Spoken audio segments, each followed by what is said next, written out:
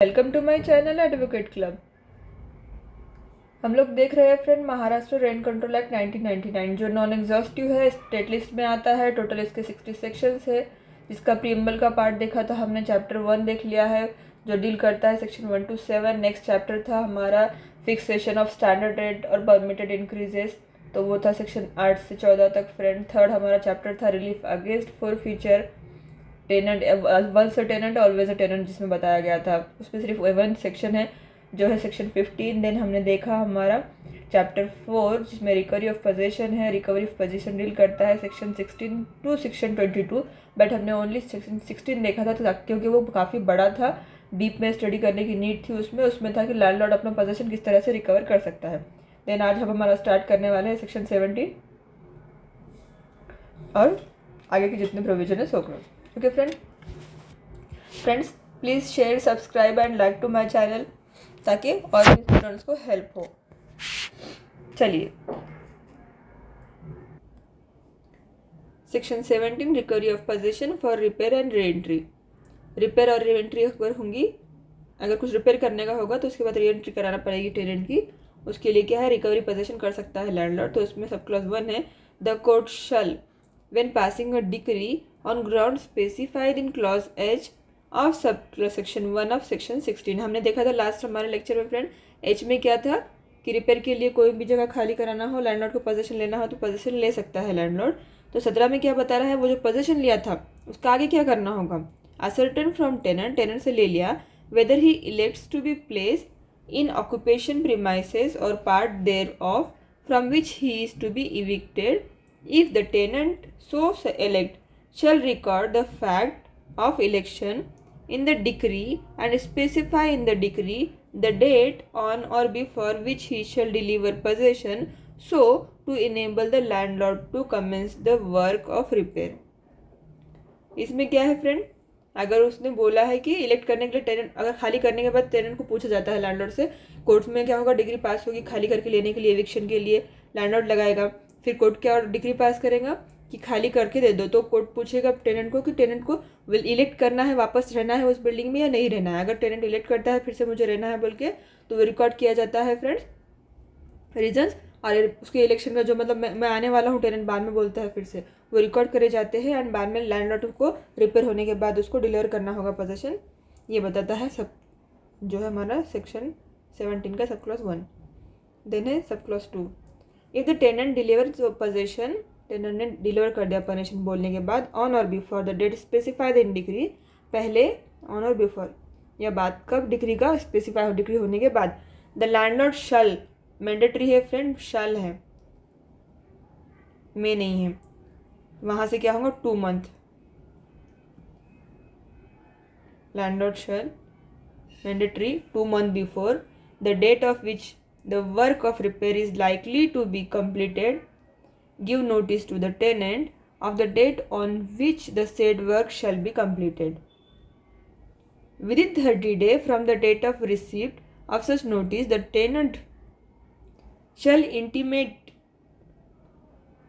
to the landlord his acceptance of the accommodation offered and deposit with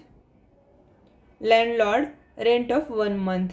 If the tenant gives such intimation and make the deposit, landlord shall on completion of work of repair place the tenant in occupation of the premises or part thereof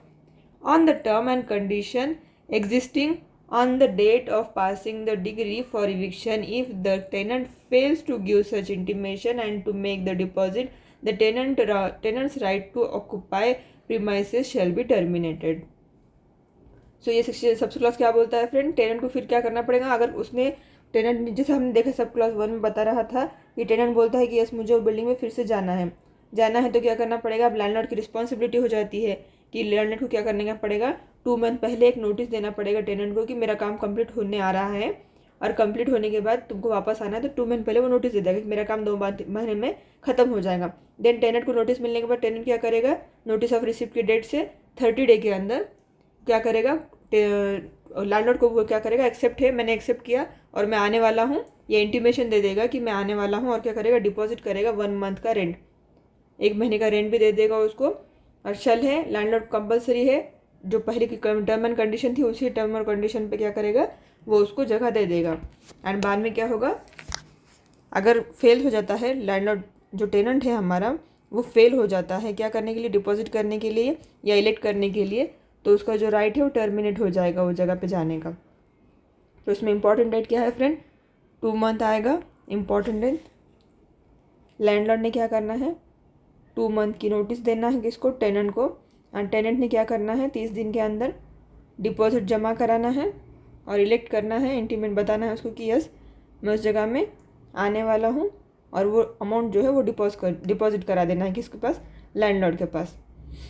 then ये process होती है। अगर इसमें से जो tenant है वो fail हो जाता है ऐसा करने में, तो उसका जो राइट है वो टर्मिनेट हो जाएगा फ्रेंड। देन नेक्स्ट है हमारा third sub clause, if after the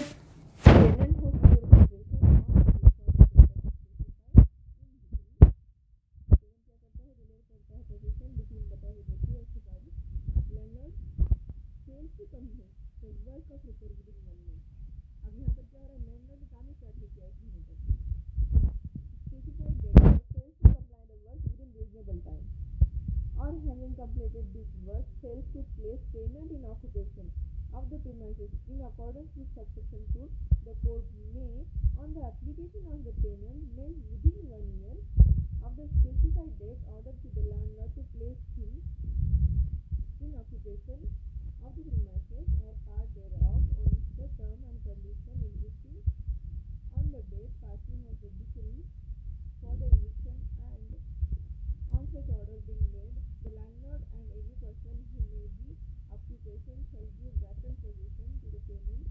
of the premises or part thereof. Discretionary power है फ्रेंड्स में नहीं लिखा गया है, हमने देखा कोर्ट का पावर है, लेकिन देखा डिस्क्रिशनरी पावर है इसमें कोर्ट का। टेनेंट क्या करता है, डिलीवर कर देता है लैंडलॉर्ड को कि जगह उसने बोला ऊपर के लिए चाहिए तो खाली करके दे दिया उसने, और क्या किया टेनेंट लैंडलॉर्ड की जगह तो ले लिया, लिए खाली करवाया था और 1 महीना हो गया फ्रेंड। 1 महीना होने के बाद भी जो है उसने काम ही स्टार्ट नहीं किया, या कोई रीजनेबल टाइम दे रखा होगा डिग्री में, वो टाइम में भी उसने जो है काम करना स्टार्ट नहीं किया लैंडलॉर्ड, और फेल हो गया, तो क्या होगा, टेनेंट क्या करेगा, वो जगह पे जैसा हमने भी देखा ऊपर टेनेंट को कैसा राइट है वो वापस जा सकता है इलेक्ट करके, अगर नहीं करना तो टर्मिनेट होगा। तो उसी तरह से इसी तरीके से क्या बताना है, टेनेंट को एप्लीकेशन करना पड़ेगा। इसमें क्या है, एप्लीकेशन जो मस्ट है उसको टेनेंट को क्या करना पड़ेगा, कोर्ट को करना पड़ेगा। इसकी लिमिटेशन दे रखा है 1 ईयर, ये एप्लीकेशन कब तक करना पड़ेगा, 1 ईयर के अंदर अंदर करना पड़ेगा। एंड फिर बाद में कोर्ट डिसाइड करेगा, अगर कोर्ट को लगता है एग्जिस्ट, तो जो पहली कंडीशन थे term and condition same condition पे क्या करेगा कोर्ट, उसको वो जगह वापस दिला देगा। नेक्स्ट है 4, any landlord who, when the tenant has vacated by the day specified in the decree without reasonable excuse, fails commencement of work of repair, and any landlord or other person in occupation of the premises who fails to comply with the order made by the court under subsection 3 shall on conviction be punishable with imprisonment term extend to 3 months or with fine which may extend to 1000 rupees or with both। और ये कैसा है, ये offence भी होगा friend, अगर landlord ने ऐसा नहीं किया, वैकेट पोजीशन पे उसको वापस नहीं रखा, टाइम पे काम स्टार्ट नहीं किया, या कोर्ट ने जो ऑर्डर पास किया है उसको एग्जीक्यूट नहीं किया, तो क्या होगा फ्रेंड, इसमें कन्विक्शन भी हो सकती है। लैंडलॉर्ड की कन्विक्शन होगी इसमें, 3 मंथ की कन्विक्शन होगी उसको, एंड 1000 रुपीज़ जो उसको फाइन होगा, या बोथ भी हो सकता है फ्रेंड।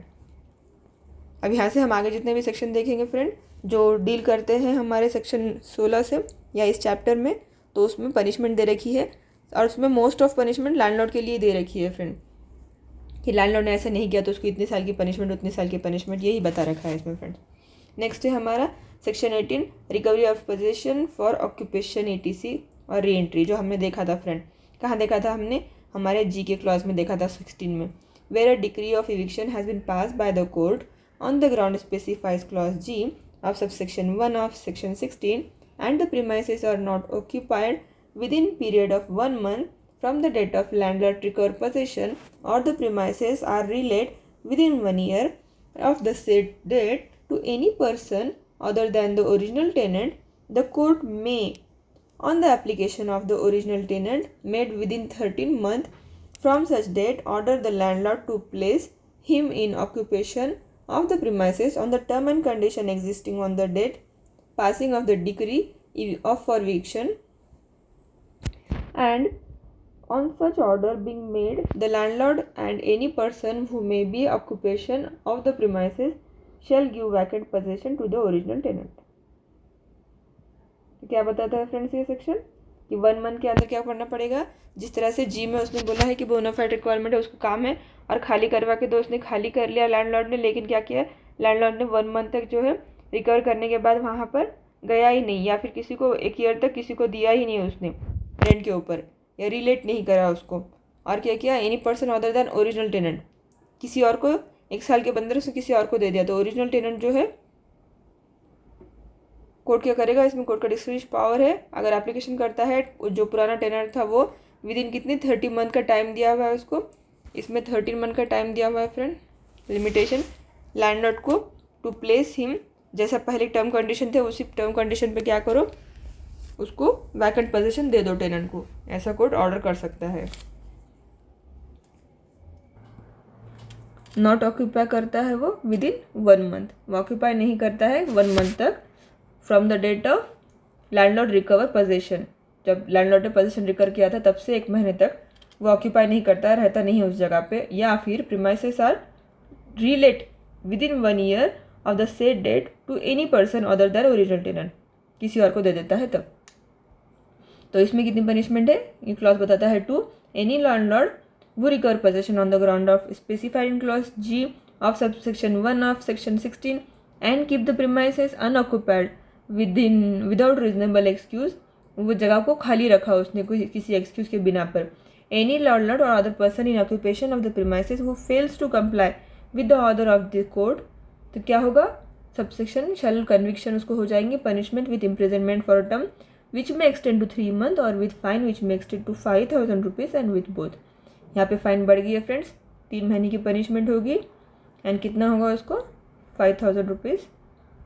उसको फाइन भी होगा या फिर दोनों भी हो सकता है, कोर्ट की मर्जी है सर फ्रेंड्स, डिस्क्रिशनरी पावर है, हमने में देखा है वहाँ पर। Recovery of position for demolition building, building को डिमोलिश करने के लिए तोड़ने के लिए सेक्शन 19 बताता है रिकवरी ऑफ पोजीशन जो किया जाता है उसका क्या क्या राइट्स होता है टेनेंट का। Where a decree for eviction has been pass by the court on the ground specified in clause I or J of subsection 1 of section 16 and the work of demolition the premises had not commenced by the landlord within the period specified in subclause 4 of the clause D of subsection 6, 1 month जो हमने देखा था friend उसमें वो 1 month का period बता रहा है यहाँ पे। और the said section the tenant may give the landlord notice, tenant क्या कर सकता है लैंडलॉर्ड को नोटिस दे सकता है on his intention to occupy premises कि मैं वापस आना चाहता हूँ, from which he has been evict if the landlord does not forthwith deliver, landlord अगर उसको नहीं देता है to him the vacant position खाली करके वो जगह of the premises on same term and condition, same उसके जो पहले टर्म कंडीशन थे वो उसी पे on which he occupied, then immediately before the eviction the tenant may make an application to the court within 6 weeks from the date on which he is deliver vacant position of premises to the landlord. खाली tenant ने क्या कर दिया खाली कर दिया जगह, और कुछ जो लैंडलॉर्ड है वो काम का शुरू नहीं कर रहा है तोड़ने का, बिल्डिंग को 1 महीना भी होगा, तो कितना राइट है इसमें एप्लीकेशन करना पड़ेगा, टेनेंट को एप्लीकेशन करना पड़ेगा, रेमेडी मांगना पड़ेगी और लैंडलॉर्ड को क्या है पनिशमेंट होगी। ये सब सेक्शन इतना ही बताते हैं। तो यहाँ पर जो लिमिटेशन दे रखा है टेनेंट को एप्लीकेशन करने का कोर्ट में वो है 6 weeks फ्रेम, 6 weeks में उसको कोर्ट में एप्लीकेशन करना पड़ेगा एंड कोर्ट उसको वैकेंट करा के पोजीशन वापस दे सकता है। If the court is satisfied that, court satisfied होता है landlord has not substantially commenced the work of demolishing premises within the period of 1 month in accordance with his undertaking, the court shall order landlord to deliver the tenant vacant possession of the premises on the term and condition on which he is occupied, then immediately before the eviction. On such order being made, the landlord shall forthwith deliver vacant possession of the premises to the tenant. Such order shall be deemed to be an order within the meaning of clause 14 of section 2 of CPC. Section 2 में CPC के जो definitions दे रखे हैं friends, तो वो definition बताती है वहाँ पे सेक्शन 2 और 14 में ऑर्डर की, वही ऑर्डर यहाँ पर माना जाएगा बता रहा है फ्रेंड। और कितना 1 मंथ का जो है 1 मंथ का लैंडलॉर्ड को टाइम है और कोर्ट सेटिस्फाइड होता है कि वो जिसने जो अंडरटेकिंग की है या 1 मंथ तक वो जो है नहीं काम स्टार्ट कर रहा है तो टेनेंट को उसका पोजीशन वापस दिला देगा कोर्ट।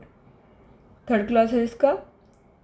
ये पनिशमेंट का क्लॉज है फ्रेंड, कि अगर लैंडलॉर्ड ऐसा नहीं करता है, any landlord who recovers possession on the ground of specified clause I or J of subsection 1 of section 16 and fails to carry out any undertaking किया है कुछ उसमें और वो फेल हो रहा है वो करने के लिए, to in sub clause I first second third fourth fifth clause D of subsection 6 the said eviction without reasonable excuse होगा अगर fail to comply with the order of the court subsection 1 shall without prejudice his liability in execution of the order under subsection 2 on conviction be punishable with imprisonment extend to 30 days with fine which may extend to 5,000 rupees or with both। अगर fail होता है ये जो undertaking दी थी वो करने से landlord, यहाँ पर भी लैंडलॉर्ड को ही पनिशमेंट दे रखी है फ्रेंड, अगर वो कंप्लाई नहीं करता है कोर्ट का ऑर्डर तो उसको 30 डे की जो होगी पनिशमेंट होगी एंड उसको क्या होगा 5,000 रुपीज़ का फाइन होगा फ्रेंड, या फिर बोथ हो सकते हैं। नेक्स्ट है हमारा सेक्शन 20। सेक्शन 20 डील करता है tenant right to give notice to landlord his intention to occupy tenement in new building. New building जो बन रही है, न्यू बिल्डिंग के लिए खाली करा के लेता है। 16 में हमने देखा था कुछ न्यू बिल्डिंग को बनाने के लिए लैंडलॉर्ड क्या कर सकता है, वो परमानेंटली खाली करा के ले सकता है, टेनेंट से इविक्ट करा के ले सकता है। और वो अब यहाँ पर टेनेंट का राइट दिया है, 16 में दिया था कि लैंडलॉर्ड का राइट है खाली कराने का, अब 20 में क्या है, सेम टेनेंट का राइट है कि उसको ऑक्यूपाई करना है वो न्यू बिल्डिंग में जगह, तो नोटिस देना पड़ेगा उसको लैंडलॉर्ड को। ये बताता है हमारा section 20 where a decree for eviction has been pass by the court on ground of specified in clause I of subsection 1 of section 16 and the work of demolition the promise and the work of demolishing the promise and for the erection of new building has been commenced by the landlord, the tenant may without prejudice the provision of subclause 2nd and 3rd of clause D subsection 6 of section 16 within 6 months from the date on which he deliver vacant possession of the premises to the landlord, give notice to the landlord of his intention to occupy tenement in new building on its completion of following condition, namely जो condition देख रखी है वो condition के ऊपर कितना देना पड़ेगा इसको, 6 महीने का तक रुकना पड़ेगा। क्या करना पड़ेगा उसको, न्यू बिल्डिंग जो हो रही है कॉमन्स बाय लैंडलॉर्ड जो बना रहा है, टेनेंट को क्या करना पड़ेगा, विद इन 6 मंथ के अंदर जगह खाली करा है तब से 6 मंथ के अंदर टेनेंट को जो है नोटिस देके लैंडलॉर्ड को बोलना पड़ेगा कि मुझे न्यू बिल्डिंग में वहाँ पर शिफ्ट होना है वापस से। That he shall pay to the landlord the standard rent in respect of the tenement, और उसको क्या बोलना पड़ेगा कि मैं पे करूँगा, क्या पे करूँगा, स्टैंडर्ड रेट जो भी होगा वो मैं पे करूँगा। शल है मैंडेटरी ड्यूटी है टेनेंट की यहाँ पर friends. Provided that in respect of residential tenement the tenant concern shall not be required to pay rent in relation to the area at more than double the rate at which he paid rent for his former premises immediately before he is evicted under the decree unless the landlord obtain an order of the court fixing the standard rent respect of the tenement and higher rate। अब इसमें क्या बता रहा है friend कि residential purpose की अगर वो जगह होंगी तो अगर लैंडलॉर्ड ने क्या किया, बिल्डिंग नहीं बनाया और अब समझो 1,000 रुपये ले रहा था रेंट वो, तो बाद में डायरेक्ट 2,000 रुपये ले रहा है, ऐसा डबल रेंट देने की जो है उसको टेनेंट को नीड नहीं है जब तक, कब तक, अनलेस कि अगर ऐसा रेंट लेने की ज़रूरत है, ऐसा लैंडलॉर्ड ने कोर्ट से पास करा के ऑर्डर लेके आ गया, वो फिक्सेशन ऑफ स्टैंडर्ड रेंट करा के लेके आ गया कि इतना रेंट देना पड़ेगा और कोर्ट ने वो मंजूरी दे दी उसको, तभी वो देगा, अदरवाइज देने की नीड नहीं है। That is occupation of the tenement shall save as provided in condition A be on the same team and condition same terms है फ्रेंड, वो गलती हो गई फिर से, same terms and condition on which he occupied the premises immediately before the eviction। क्या होगा, same term and condition जो पहले थे वो सेम टर्म एंड कंडीशन पे ही उसको वापस वो जगह दी जाएगी। देन है हमारा section 21 landlord to intimate tenant date completion and tenant's right to occupy premises in new building। Landlord की ड्यूटी है 21 में क्या करना पड़ेगा, इंटीमेट करना पड़ेगा टेनेंट को date of completion of work, and tenant का राइट क्या होगा, ऑक्यूपाई करने का प्रीमाइसेस वो न्यू बिल्डिंग में। पीछे जैसा हमने देखा था कि 2 महीने पहले लैंडलॉर्ड को नोटिस देना पड़ेगा काम कंप्लीट हो रहा तो, और 1 महीने का डिपॉजिट टेनेंट को जमा करना पड़ेगा। तो वैसे भी ये भी वैसी है, कंप्लीशन ऑफ वर्क का बताना पड़ेगा, लेकिन इसमें राइट टू ऑक्यूपाई प्रीमाइसेस वो टेनेंट का आएगा। The landlord shall not less than 3 months before the date on which the erection of the new building. कब है ये बिफोर द डेट आया, 3 months बिफोर, पहले 3 महीने पहले। Date on which the erection of new building और as the case में be new floor और floors is likely to be completed. Intimate to the tenant, tenant को बताना पड़ेगा the date on which the said erection shall be completed, कब complete होने वाला है। अब फ्लोर बढ़ाने वाला था, उसके वास्ते खाली करा के लिया था टेनेंट ने, लैंडलॉर्ड ने, तो लैंडलॉर्ड क्या करना पड़ेगा, 3 महीने पहले क्या करना पड़ेगा, उसको बोलना पड़ेगा कि ये काम जो है वो ख़त्म होने वाला है वो बिल्डिंग का, ऐसा उसको इंटीमेशन करना पड़ेगा टेनेंट को। On the said date tenant shall be entitled to occupy the premises against to him by the landlord. इसमें क्या करेगा, बस टेनेंट उस डेट पे क्या होगा, शैल इंटाइटल हो जाएगा ऑक्यूपाई करने के लिए वो जगह। Sub clause 2A, if the tenant fails to occupy, मगर टेनेंट क्या होगा, फेल हो गया वो जगह पे रहने जाने के लिए, occupy the premises with in a period of 1 month, कब तक, 1 month के पीरियड के अंदर तक वो जाके रहने के लिए फेल हो गया। From the date on which he is entitled to occupy, entitled कौन सी डेट पे ऑक्यूपाई करने का था वो, tenant shall entitled to occupy premises, कब हो रहा था वो कंप्लीट हो रहा था जब वर्क वहाँ से वो इंटाइटल हो जा रहा था ऑक्यूपाई करने के लिए टेनेंट। अब ये जो इंटाइटल ऑक्यूपाई डेट है वो फेल हो गया tenant. It under subsection 1 the tenant right to occupy the said premises under said subsection shall terminated, तो क्या हो जाएगा, उसका वो राइट जो है वो टर्मिनेट हो जाएगा, फिर वो नहीं जा सकता। And the landlord shall be entitled, फिर लैंडलॉर्ड क्या हो जाएगा, इंटाइटल हो जाएगा रिकवर करने के लिए from the tenant sum equal of 3 times the amount of the monthly standard rent in respect of the premises. अब तक हमने हर सेक्शन में देखा फ्रेंड, इसमें सब जगह पे लैंडलॉर्ड की ही ड्यूटी है, लैंडलॉर्ड को पनिशमेंट है, लैंडलॉर्ड को फाइन है, मगर ये सेक्शन में जो है फ्रेंड यहाँ पर टेनेंट के लिए फ़ाइन दिया हुआ है कि जो फाइन मतलब जो भी वो लेता था रेंट, समझो 1000 रुपये था और उसने ऑक्यूपाई करने के बोल दिया उसको, मैं आने वाला हूँ, और क्या किया, जब उसको जाना था इंटाइटल ऑक्यूपाई का जो डेट था वो डेट पे टेनेंट गया ही नहीं रहने के लिए, और कब तक, 1 month के अंदर तक नहीं गया, तो लैंडलॉर्ड का क्या राइट है कि वो सम इक्वल कितना ले सकता है, 3 times जो उसका रेंट है उतना बढ़ा के ले सकता है। मंथली रेट का जो उसका मंथली रेंट था, स्टैंडर्ड रेंट था, उस स्टैंडर्ड रेट से 3 times उसका बढ़ा के वो रेंट ले सकता है। ओके फ्रेंड, रिकवर कर सकता है यहाँ पे वो 3 times बढ़ा के, तो यहाँ थोड़ी सी ड्यूटी जो है इम्पोज की गई है टेनेंट पे। इफ द लैंडलॉर्ड फेल्स, अभी यहाँ लैंडलॉर्ड फेल हो जाता है without reasonable excuse to comply with the provision of subsection 1 or to place tenant in occupation of the premises, he shall, without the prejudice to his liability to place the tenant in vacant possession of the premises on conviction, be punishable with imprisonment for a term which may extend to 3 months। फिर से क्या आ गया यहाँ पे, इसमें fine which may extend to 5000 rupees और with both. अगर क्या किया है टेनेंट ने, अगर लैंडलॉर्ड टेनेंट ने फेल हो गया तो उसको 3 times का रेंट देना पड़ेगा, बस उसकी इतनी ड्यूटी है। लेकिन अगर लैंडलॉर्ड फेल हो जाता है विदाउट रीजनेबल एक्सक्यूज, वापस से उसको लैंडलॉर्ड टेनेंट को उसकी जगह पे रखने के लिए, तो क्या है, उसको 3 महीने की सज़ा मिलेगी और 5000 रुपीज़ जो है 3 month की सज़ा मिलेगी एंड 5000 रुपीज़ जो है उसको फाइन लगेगा, या दोनों भी साथ में दे सकता है कोर्ट। देन है हमारा section 22 recovery of possession in case of tenancy created during service period. जो हमने देखा था फ्रेंड, जब तक सर्विस होती है तब तक की वो जगह दी जाती है, जब सर्विस ख़त्म तो उसको वो जगह से निकाल दिया जाता है,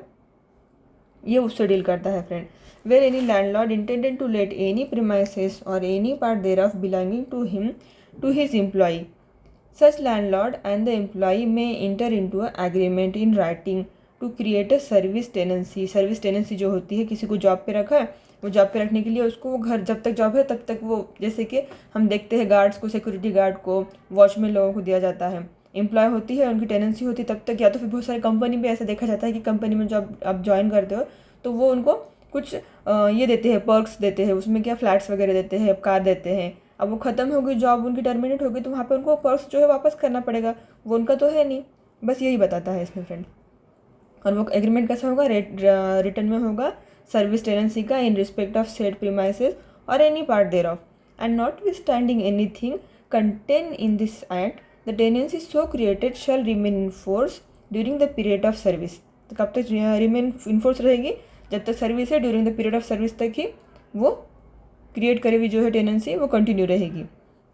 और employment of the tenant with the landlord, या फिर जब तक उसकी एम्प्लॉयमेंट है टेनेंट के साथ, लैंडलॉर्ड और टेनेंट की टेनेंट की लैंडलॉर्ड के साथ, टेनेंट विद द लैंडलॉर्ड तब तक क्या होगा, वो रहेगा, अदरवाइज फिर नहीं रहेगा। After the creation of service tenancy under subsection 1, if the tenant ceases to be service, की सर्विस छूट जाती है, employment of the said landlord either by retirement हो सकती है उसकी वजह, रेजिग्नेशन हो सकता है, टेनेंट को भी जॉब छोड़ के जाना हो सकता है ना, या टर्मिनेशन ऑफ सर्विस हो सकता है, या उसकी डेथ भी हो सकती है, और फॉर एनी अदर रीज़न उसकी जॉब छूटती है, the tenant or any other person residing with him, उसकी फैमिली भी तो उसके साथ रह सकती है वो घर में, or claiming under him fails to vacate, अगर वो फेल हो जाते हैं वैकेट करने के लिए, ये सब ग्राउंड पे, ग्राउंड क्या कहते हैं, सॉरी, रिटायरमेंट, रिजिग्नेशन, सर्विस, जो death, termination of service, death या किसी भी अदर पर्सन में वो फेल हो जाते हैं, कौन, उसके फैमिली मेम्बर उसके, और या वो खुद वैकेट करने के लिए फेल हो जाता है, just a minute, okay, such premises or any part thereof immediately then notwithstanding anything contained in this act or in any other law for the time being in force the contempt, इसमें आती है friends competent authority. Competent authority की definition हम देखने वाले आगे, तो इसमें जो कंपेटेंट अथॉरिटी है ये क्वेश्चन पूछा जाता है फ्रेंड्स, तो याद रखिएगा। Shall if it is satisfied on an application made in to it this behalf by the landlord, landlord क्या कर सकता है 30 डे तक, 30 डे के अंदर क्या करता है एप्लीकेशन, लैंडलॉर्ड क्या करेगा, अगर वो खाली नहीं कर रहे घर, सर्विस खत्म भी होने के बाद भी उसकी फैमिली मेम्बर या वो, तो क्या कर, लैंडलॉर्ड का क्या राइट है कि वो कोर्ट में जाएंगे, किसके पास जाएंगे, कौन से कोर्ट में जाएगा, तो कंपेटेंट अथॉरिटी के पास जाएगा, और कंपेटेंट अथॉरिटी के पास विद इन 30 डे में जाके एप्लीकेशन फाइल करेगा, मेक एन ऑर्डर, क्या कैसे करेगा, make an order that the tenant or any such person as aforesaid shall be place the landlord in vacant position of such premises or part thereof, and on their refusal or failure to do so competent authority may proceed to take action under section 145। तो इसमें क्या है friend, 30 day का जो है time है किसके पास, landlord के पास, 30 डे के अंदर उतना वेट करना पड़ेगा इन शॉर्ट उसको, या फिर उसके अंदर फिर वो जाके क्या कर सकता है, लैंडलॉर्ड कोर्ट में एप्लीकेशन फाइल कर सकता है, जॉइंट कोर्ट, और उनको बोल सकता है एप्लीकेशन करके कि वो खाली करा के दो मेरा position. Provided that competent authority may entertain an application under this subsection after the expiry of the said period, if it is satisfied that the application was prevented by sufficient cause from making the application in time, वो time जो expiry period दे रखा है वो तब तक wait करेगी competent authority, then entertain करेगी, उसके बाद उसका एप्लीकेशन क्या करना चाहिए, उसके ऊपर प्रोसीडिंग स्टार्ट करेंगे in short. Provided further that where the tenant is workman or an employee whose service are terminated by dispute in respect of such termination is pending before tribunal, court or any other competent authority, the order for eviction shall not be passed until such tribunal, court, authority under relevant law finally uphold order of such termination। तो इसमें क्या है friend, अगर dispute होगा किसी court में pending होगा तो क्या करेगी, तब तक कोई भी इसमें डिसीजन नहीं सुनाया जाएगा, इतना ही बोलता है जो है, तो हमारा एक्ट फाइनली अपहोल्ड नहीं हुआ था जब तक, तब तक डिस्प्यूट, तब तक वो कोई ऑर्डर पास नहीं करेगी।